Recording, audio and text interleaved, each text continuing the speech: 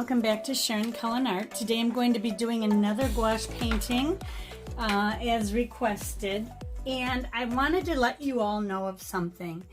And it's funny because yesterday I received a question regarding this palette here that was showing in my last video.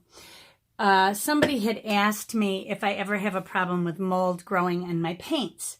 I have never had a problem with mold growing in my paints until today.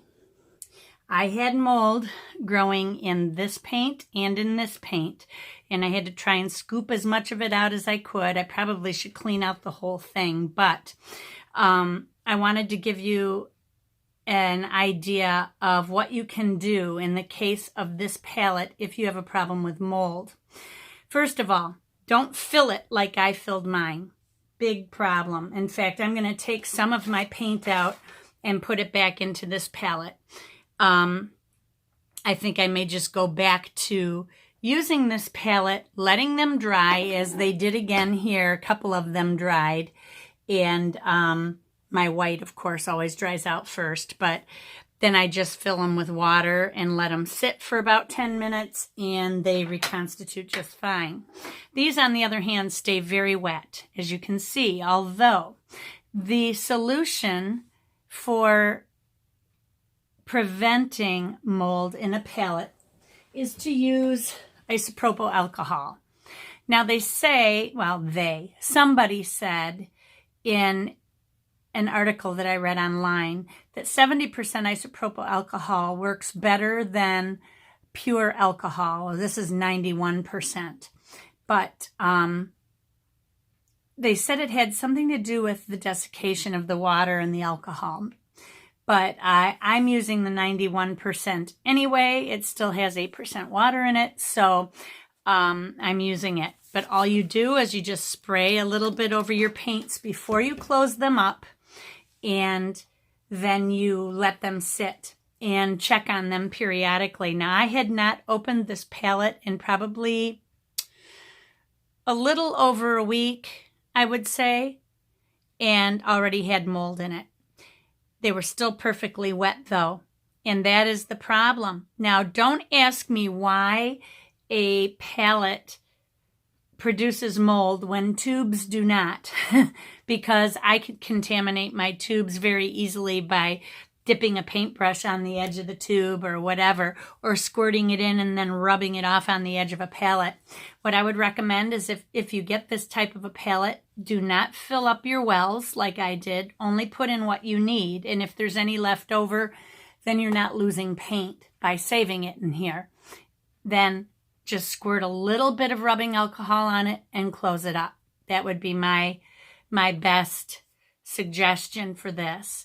And the other thing is, don't use this palette at all. And let your gouache dry out if they dry out, and then reconstitute and add a little more out of your tube the next time you need it. You can do it that way as well.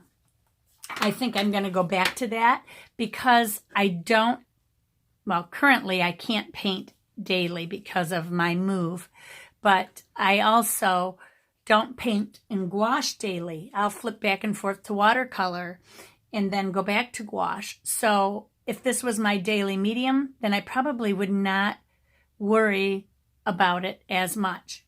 So those are my suggestions.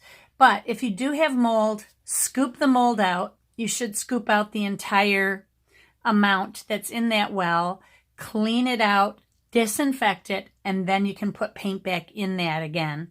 I only had my gray and my black get mold in them. The rest of them were fine. This is not mold here. That's just carryover from that. It tipped a little when I was traveling with it this weekend, and I never opened it up because I was busy. So let's go ahead and get started. I'm going to be doing a little bit of a fantasy type of landscape today, and I'm going to try to do more of it in real time for you, but I may have to speed it up as we go because there's just so much to cover when you're painting, you know. Just getting my brushes ready here. I don't have them all with me, so I'm using my travel brushes. Well, I have them, but they're across the room. Now, again, I'm going to wet this entire area, and I'm going to leave this center spot where I have a little bit of pencil open because I'm going to have light there eventually. But then I'm going to mix kind of a turquoise color. Let me grab some of my Prussian. Actually, I should not be using this because that has alcohol in it. So I'm just going to take some of my Viridian and my Prussian, mix a little bit of a turquoise here, and then I'm just going to put it in the background.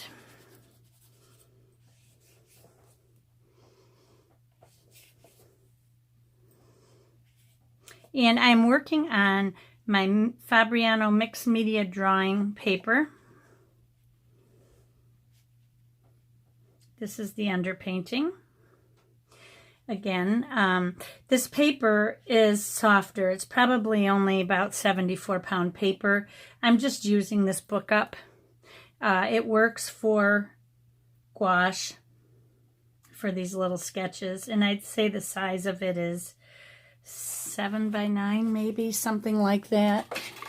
I know a lot of you asked me that question. No, it's 5.5 by 8.25. So kind of your standard sketchbook size.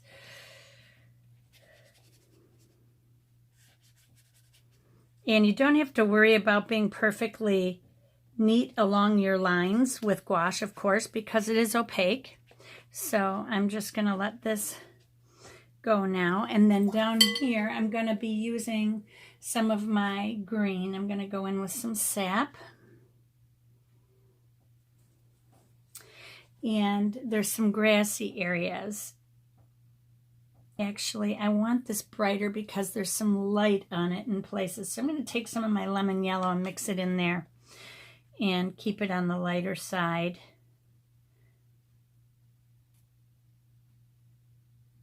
I can always darken it up or lighten it, whatever. Doesn't matter. Can do that later.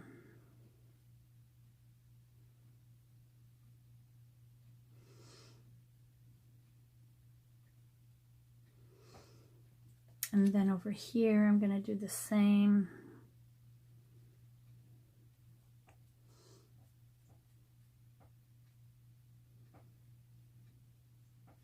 This is very thin, watered down paint.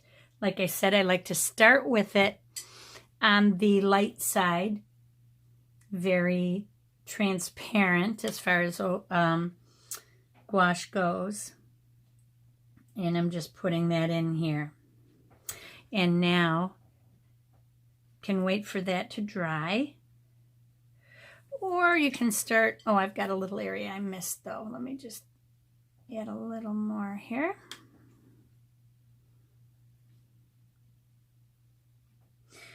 I was contemplating putting this in the water. I just hadn't decided what I wanted to do. But now I'm going to take some of my light green and I'm going to mix it into my sky a little bit. I want a little more yellow because of this blue. It's going to mix together and make green anyway. So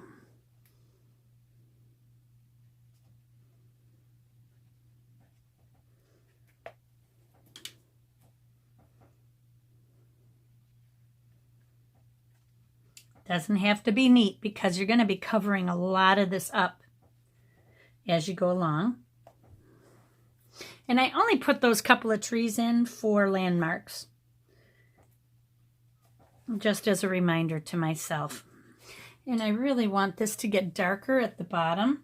So I'm going to take my indigo. And I'm just going to get a little bit darker down here.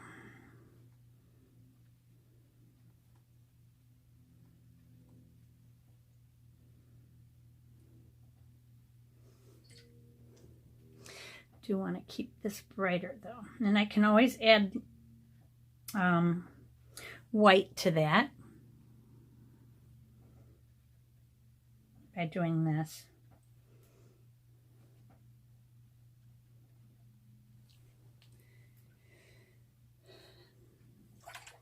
And I'm going to take a little white in my center and just stick it in here because I'm going to be blending the edges.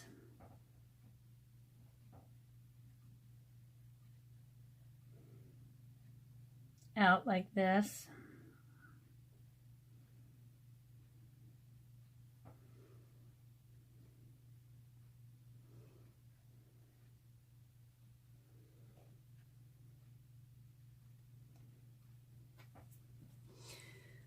Okay.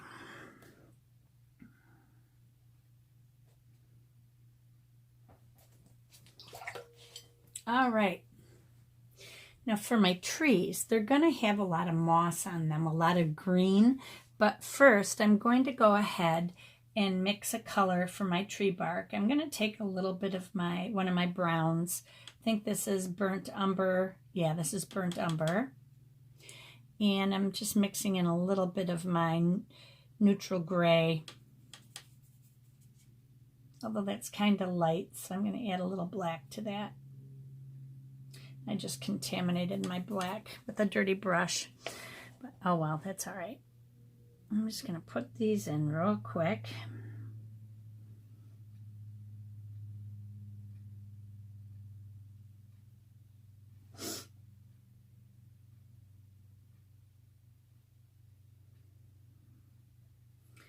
We'll put some lily pads in our water today too, I think.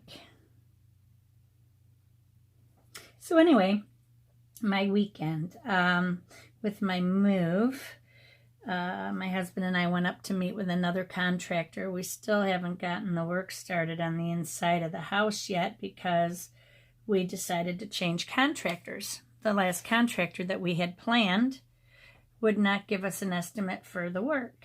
He said that he couldn't. There was too much work there. And I thought, seriously, are you kidding me? So that kind of gave us a red flag, and I said maybe he doesn't want to work.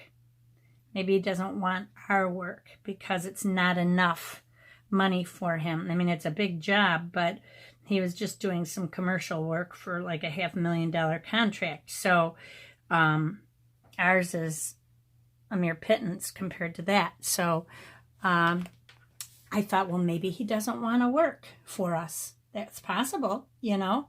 So we decided to meet with some other contractors, and we found a guy that we like to do our hardwood floors. And he said, but I don't do stairways, not my expertise. And we appreciated him being honest with us about that. And then he said, I can give you the name of a guy for this or that. Well, the flooring guy that we got the name from was from a tile guy who we met with then after him. Now, this guy had said a lot of good things about him, the tile guy, so we were really encouraged. But now I just have this uneasy feeling because his decorating style is just not, it's not up to snuff. So he doesn't really understand what I'm trying to get across. And I'm a lot more modern, and he's a lot more down-home country. So I'm not sure if he's going to be the one we want to go with. And we're still waiting on his bid. And he just said to us that he was going to charge us $10 a square foot. And we have a lot of work in the house and yada, yada. And it's going to be very expensive. And I thought, well, shoot. So we're not sure if we're going to meet with another one. But in the meantime, I had to do some staining or clear sealing of some bullnose wood that we're going to be having on the edge of our steps and on the edge of our balcony. Because when we purchased it, they didn't have the color that we needed in stock. So they said we can give it to you unfinished and then you can stain it yourself. And we decided to do that because it wasn't that much wood. So that's what I was painting this weekend rather than painting things like this. And so here I am.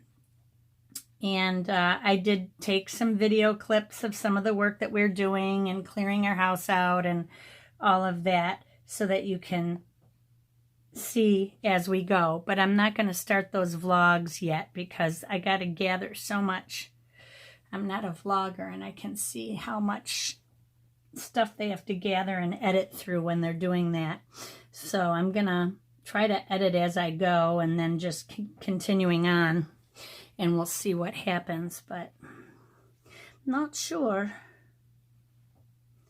So anyway, that's what's kind of going on with my build right now. And then at home, I've totally packed up my dining room, and my living room is pretty much packed to the point that I can pack for staging our house for sale. And then I wanted to start on my basement this week, which is going to be horrendous. I got a lot of stuff stored in my basement, but so this is going to probably be my one and only video this week. I don't know. I'm just getting so stressed over it all because I only have a few good hours a day that I can get work done, and then my back starts flaring up, and then that's that. So it's kind of a bummer how that gets in the way. I got to dry this down because it's still too wet for me. Okay, well, this is definitely the ugly stage of the painting, but every painting has an ugly stage. And it's funny, when I'm plein air painting, people will see an ugly stage of a painting, and I tell them it's just the ugly stage. It gets better from here. They always look at it and they go, uh-huh. They don't believe me. But anyway, so now I'm just going ahead and painting in background trees. Some of them will be lighter, some of them will be darker, and many of them will just kind of disappear into the background.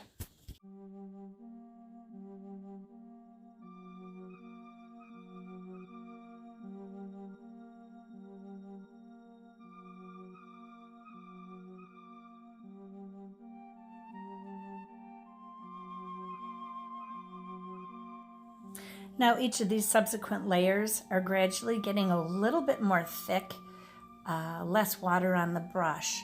And the reason for that is the more water you have on your brush, the more paint you're going to lift below.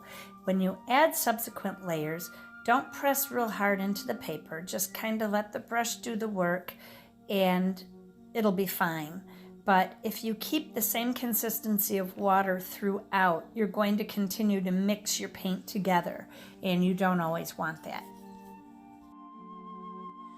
Also, you want to make sure that when you're adding layers on top, the one below has to be completely dry first, or it's just going to all smear together. So it's not like oil paint where you can paint over something. Gouache will lift. For the water here, I've mixed my phthalo blue with my, I think it's Viridian green, and which is very much like a phthalo green. I can't remember if it is or not. I believe it's Viridian, in order to give me that turquoise color. And I'm going to be mixing more colors into it, more greens, more blues, more indigo to darken certain areas. And then I'll be adding some white later on.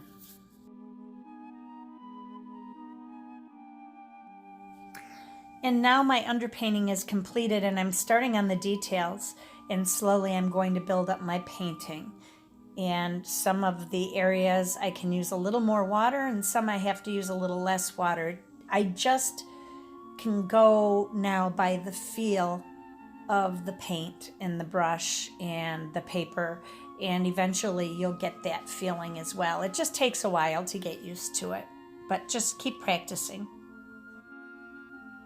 If you didn't see my video, Everything I Know About Gouache, go watch that video. If you're a beginner to gouache or you have questions about gouache, I covered so much information. The video is just under an hour long. You may have to watch it in 2, 3, 4 parts, whatever you can handle.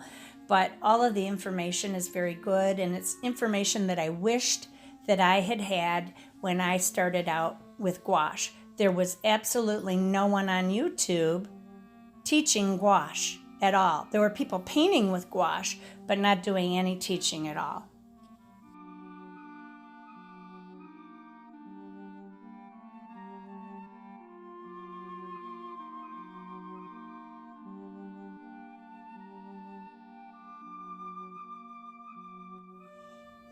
I tend to change my trees quite a bit in this painting. I'm not happy with the way they look, so I changed my mind. I changed the color a couple of times. This isn't something that you need to do when you're painting. It's just that I didn't like the way it looked, so I've decided to change the colors over and over and over again.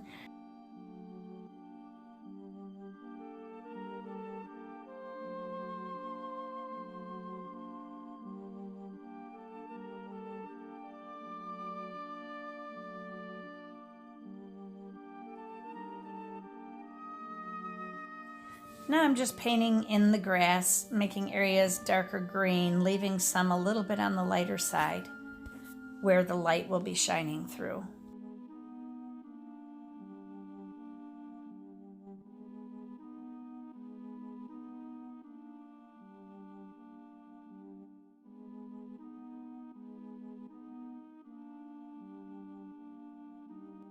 Those light areas were going to be shadows, but then I decide I need to change the tree color so that most of that will disappear, and then I'm going to have to put them in again later. I don't recommend doing this, it's just what I did. Now here I was running low on paint, and I decided to take some out of this other palette to use it up.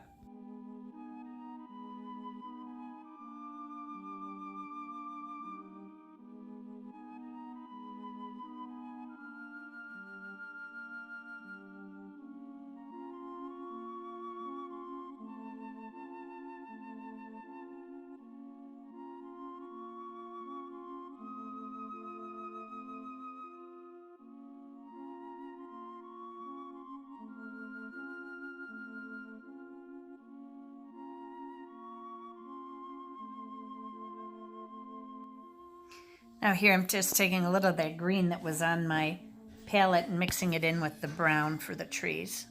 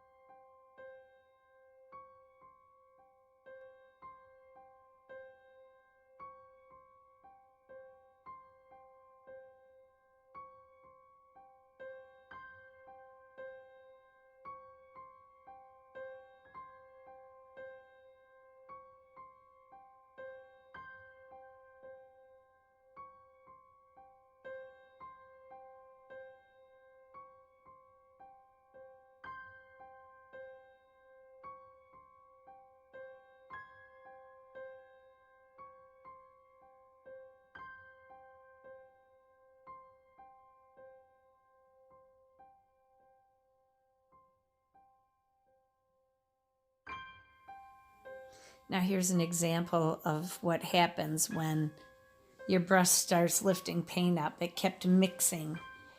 The white kept mixing with the green. Then that shadow was green, and then it was brown, and then it kept changing back and forth. So finally I got it to a point where I could stand it, and I just left it that way.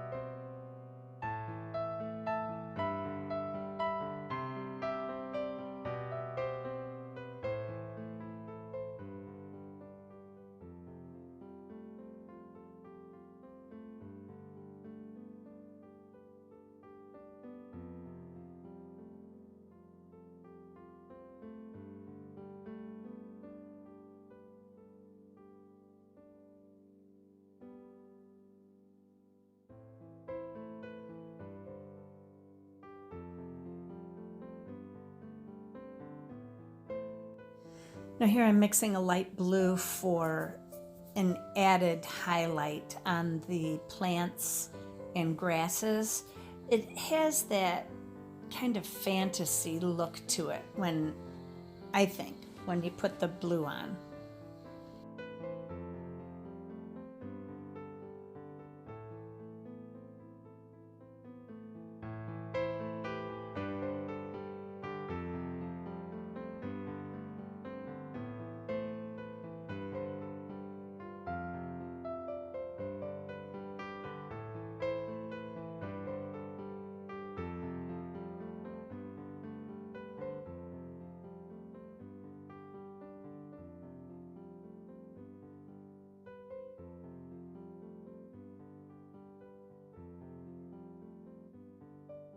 Okay, so here's the finished painting. It's funny when you don't paint on a daily basis how quickly things can change. So anyway, it was just something quick to do with my gouache and just a little fantasy type thing. I had a little bit of trouble with the trees, but all in all, it was fun. So everybody remember, be courageous, paint with wild abandon, and most of all, be kind to each other. Talk to you soon.